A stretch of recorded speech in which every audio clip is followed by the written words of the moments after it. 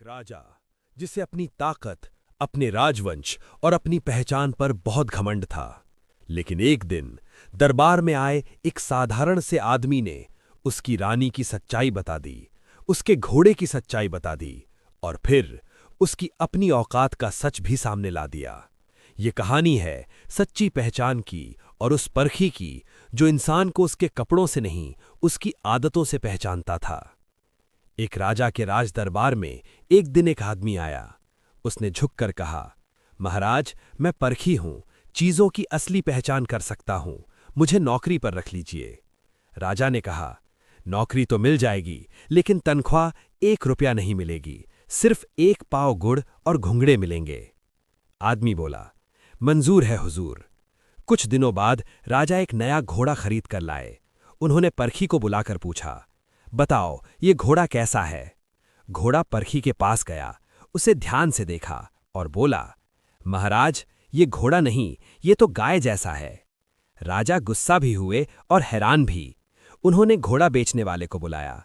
घोड़ा बेचने वाले ने डरते हुए कहा, महाराज, ये घोड़ा ही है, लेकिन बचपन में इसकी मां मर गई थी, इसे गाय का दूध पिलाकर बड़ा किया गया है, इसलिए इसमें गाय की आदतें आ गई हैं। राजा हैरान रह गए और परखी को इनाम बढ़ाकर ½ किलो गुड़ और ½ किलो घुंघड़े दे दिए।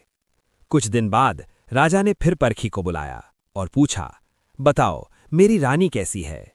परखी बोला, महाराज, आपकी रानी खानदानी नहीं है। राजा को विश्वास नहीं हुआ।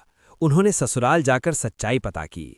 वहां पता चला रानी की मां बचपन में गुजर गई थी, उसे दाई ने पाला था। राजा वापस आए और परखी से पूछा, तुम्हें यह कैसे पता चला।